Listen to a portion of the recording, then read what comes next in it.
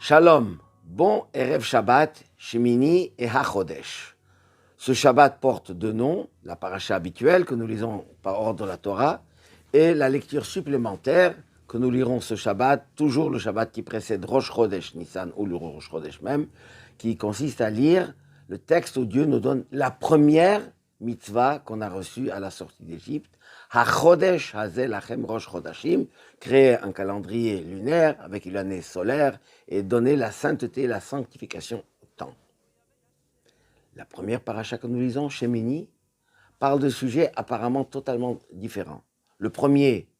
Première partie nous parle de l'élévation spirituelle, de la sanctification et de l'inauguration du sanctuaire dans le désert, quand ça a duré 7 jours, et le 8e jour, Rosh Chodesh Nissan, justement, Dieu a montré sa présence et s'est révélé ici-bas dans le monde matériel.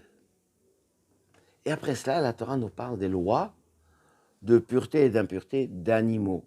Ce que nous pouvons consommer, ce que nous ne pouvons pas. Les animaux interdits et les animaux permis. Et à la fin, on nous parle non plus d'animaux, mais des bêtes, des petites bêtes. Toutes sortes de rampants, des insectes, tout cela sont interdits. Ce qui est étonnant, que la Torah insiste et répète plusieurs fois. Le verset dit, Ki ani Hashem Elokechem, je suis l'Éternel votre Dieu, sanctifiez-vous, parce que je suis saint, vous serez saints, et faites attention à ne pas vous rendre impur votre âme en consommant toutes ces petites bêtes, les rampants, les reptiles, tout cela rend notre âme impure. Et la Torah insiste une fois, et 2 fois, et 3 fois. On se demande pourquoi. C'est tellement simple.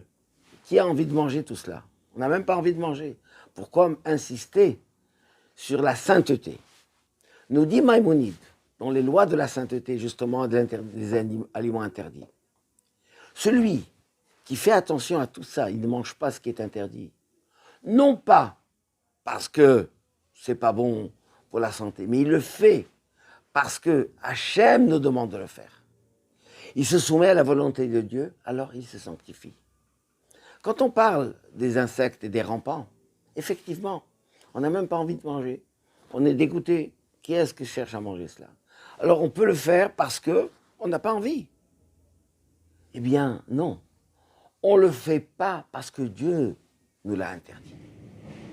Quand Dieu nous demande de faire quelque chose et on obéit à ses ordres, on a une élévation spirituelle qui dépasse totalement la matière. Le reste des animaux, on ne mange pas ce qui est interdit parce que Dieu nous a interdit. On a peut-être envie et on s'abstient parce que Dieu nous l'interdit. Mais on n'est pas sûr que c'est contre. On le fait uniquement pour Hachem. Peut-être on le fait uniquement ou aussi parce qu'on trouve que c'est pas bien. Mais là, on sait très bien que de nous-mêmes, on n'a pas du tout envie. Et on le fait seulement et uniquement parce qu'Akadosh Baruch Hu nous donne. Dit le Rambam, dit Maïmonide, qu'on vient de finir justement, fêter le Siyum, l'étude du texte quotidien du Rambam, nous dit c'est ça qui permet à un juif de s'élever et d'être kadosh. C'est pour ça que la Torah, elle insiste. Veitem kdoshim, ki kadosh ani, soyez saints, ne vous rendez pas impurs par tous ces animaux, que de toutes les façons on ne le fait pas. Et ça, c'est un enseignement fondamental dans notre existence, dans notre vie juive. On peut faire les choses parce que notre raison le dit, parce que nos sentiments nous poussent à le faire, ou nous éloignent parce que c'est pas bien, parce que c'est mauvais pour la santé, parce que de différents, comme certains donnent des explications pourquoi telle chose est interdite, ou l'autre est interdite parce que ça peut apporter des choses négatives. Non. Peut-être aussi, mais ce n'est pas le but, ce n'est pas la raison. La raison, c'est principalement parce que c'est un ordre divin.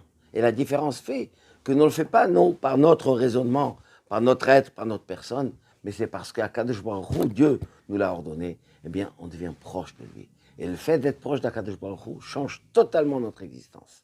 Dans le monde dans lequel on se trouve maintenant, qui est un monde qui n'est pas de la plus grande pureté, mais nous, on le fait, on apporte cette sainteté dans le monde, on apporte la bracha, on apporte le shalom, et grâce à toutes nos actions que nous faisons, Hachem nous donnera la santé, la bracha, la parnassa, et surtout le shalom en Eretz Israël, et le shalom dans le monde tout entier, avec la venue du Mashiach très prochainement. Shabbat shalom ou mevorach.